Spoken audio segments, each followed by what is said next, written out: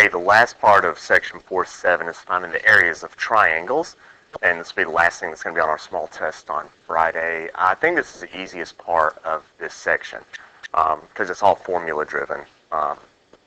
There is the way to find areas of triangles the old-fashioned way that you learned in geometry, and that is simply the good old formula, 1/2 base times height.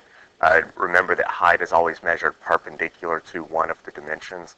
In this case, my height is 4, so this area would be 1/2 times my base, which is 16, times my height, which is 4. Half of 16 is 8. 8 times 4 is 32. So there's your answer for this problem. I'm not going to spend much time on that because you should know that. The new ways are ways to find areas when you don't have the height of the triangle. This is one of the ways. It's called Heron's formula, and it's used for side-side-side triangles, meaning you know all three of the dimensions, all the side lengths, but you don't know the altitude. There are two steps to this one. First, you have to find something called the semi-perimeter. In math, semi stands for half. So semi-perimeter means you're finding half the perimeter, and the way you find half the perimeter is you add up all the sides and you divide by 2. So S is your semi-perimeter. That's the first thing you have to find. And then once you find S, this is your formula for the area. It's kind of hairy, but your area is the square root of, and then it's S, and then you do S minus each of the side lengths. S minus A times S minus B times S minus C. Put all that in the calculator, and that will give you your area. That's known as Heron's formula. So that's for side-side-side triangles. Find semi-perimeter, plug into this formula. Your other way of finding areas when you don't have the altitude, and this one doesn't have a cute name, we'll just call it the side angle side formula. If you have two sides and the included angle, that means between the two sides. So I have side length A and B and the angle between them. Your formula is 1/2 AB times the sine of theta. So yeah, not really much to say about that one. I could go through the proof. It's not that hard to prove this formula, but I'm going to save you the proof for the sake of trying to cut back on the length of the video. So we're going to use these formulas, side angle side, or Heron's formula, or if you look up, you may actually get a triangle that has the altitude or the height built into it, and you can use 1/2 base times height. So let's try this one, area of this triangle. This one I intentionally made very easy because I gave you a right triangle, and remember the height of a triangle is always perpendicular to one of the sides. So here I could simply say that the height of the triangle is 7, the base of the triangle is 12, and I could do 1/2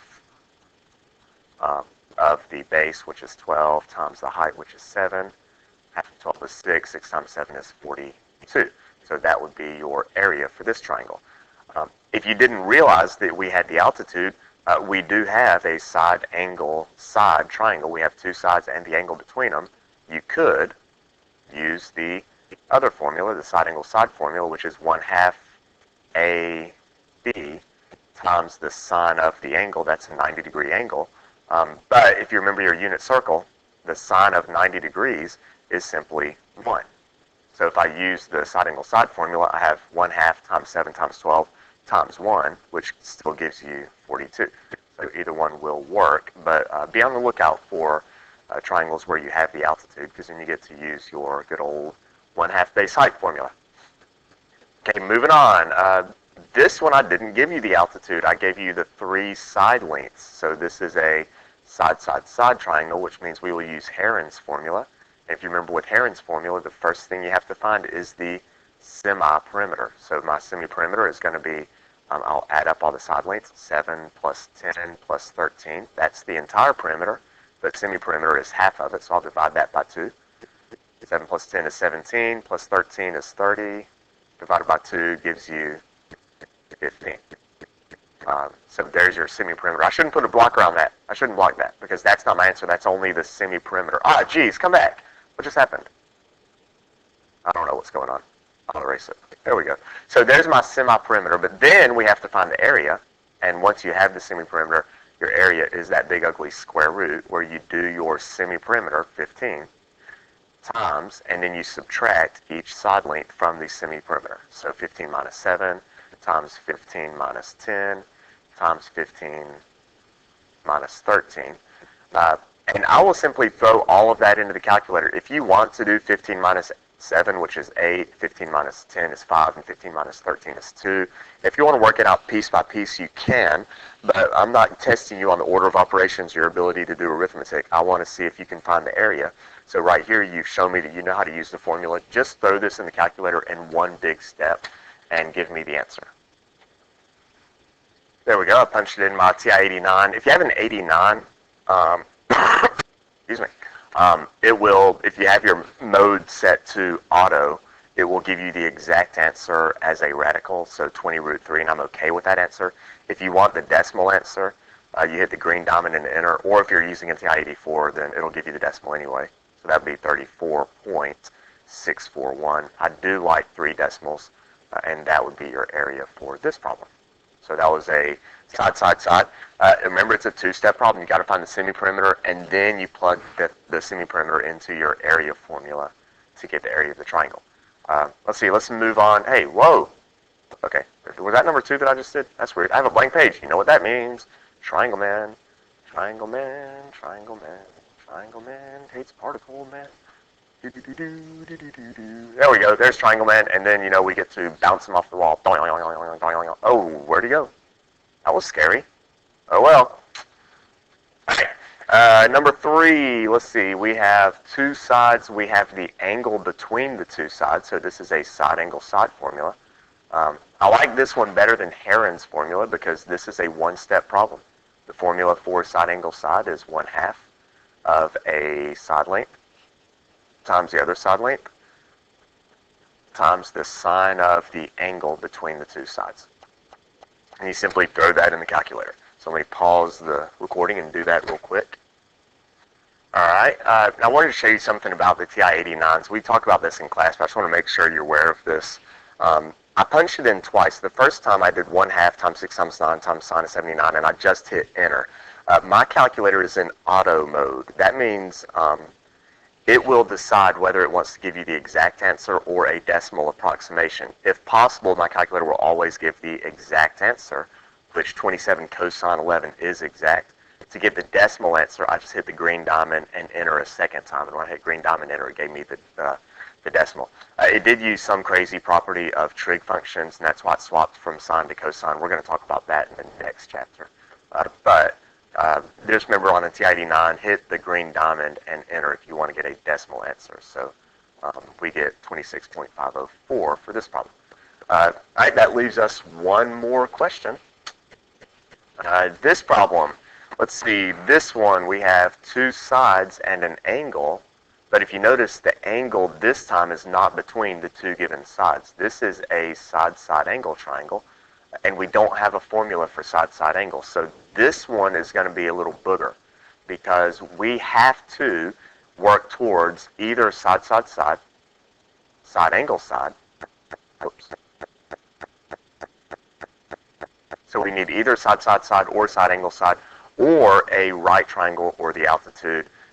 I don't know if any of these angles are 90 degrees, so I'm going to steer towards one of these 2, which means I've got to either solve for this side length right here, or I need to find this angle right here. Because if I can get either this side length or this angle, then I could go either side-side-side or side-angle-side.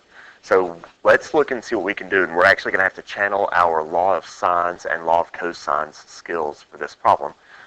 And I'm looking, I see that I've got 7 and its opposite angle. I have 7 and its opposite angle. This is a side-side-side triangle, and if you remember, side-side-side means we're going to use the law of sines. So I'm going to have to go with the law of sines. I do have 50 degrees and 7, so I'll set that up. Sine of 50 degrees over 7 is going to equal, and then the only other dimension I have is 5, so I'm actually going to have to solve for this angle right here. So even though that's not one of the things I wanted, that's the only thing I could possibly solve for. So I'm going to solve for x, and that'll give me sine of x over 5. And then I will cross multiply and solve that. Since we have done the law of sines a few times before, I'm not going to bore you with this. I'm going to pause the recording and work it out real quick. Okay, so there we go. I solved. I had to do the inverse sign to solve this thing, and I have a whole bunch on the calculator screen right here. When I first punched in the inverse sign, I got 33.173 for my angle x. So this is 33.173. But you have to remember, anytime you use the law of sines to get an angle, which I did, you need to consider the second possibility. So, or, and you see what I did here, I got my 133 and I stored my answer for A, but then we have that second possibility that x could be 180 minus that angle, which is 146.827. So we need to consider two possible triangles, but once I get 146, I quickly throw that out because this angle cannot be 146 for two reasons. 5 is smaller than 7, so this angle must be smaller than 50, which 146 isn't. Also, 50 plus 146 is going to be 196, and the triangle only has 180 degrees. So we think about it, but we're going to throw that out. It doesn't make sense. This is the only thing that x can be, so I'm going to erase my 146, and I will call this angle 33.173. Now remember, we're trying to find the area of this triangle. We're not just trying to solve for x. So again, we have to go and try to get a side angle side or a side triangle. And once I have this angle, the easiest thing for me to solve would be for B. So now I'm going to actually find angle B by doing 180 degrees minus 50 minus my x, 33.173. So I'm going to punch that in real quick. And don't forget that I do have that angle stored for A. So 180 minus 50 minus A. And here is our answer for this. Let me copy that over. There it is. So there is our angle for B. So I subtract everything from 180, and I get B to be 98.827. So there's my angle B. Now that I have B, I actually have a side angle side triangle, and I can finally find the area, which would be 1/2 of my two side lengths, which are 5 and 7, because we have our side angle side. We have a side length of this. Whoa, that was supposed to be straight. Hey, it was. We have this side length, and we have the angle between them. We have this angle between the two. So we have side angle side, and I will do 1/2 of one of the side lengths, which is 5, the other side length, which is 7, times the sine of that answer I just got. And to ensure an accurate answer, I will store this answer. I'm about to do this. I'm about to take that answer. Why did I write 98? It's 96. 96. Oh, geez. No, my colors are all off. Oh, my gosh.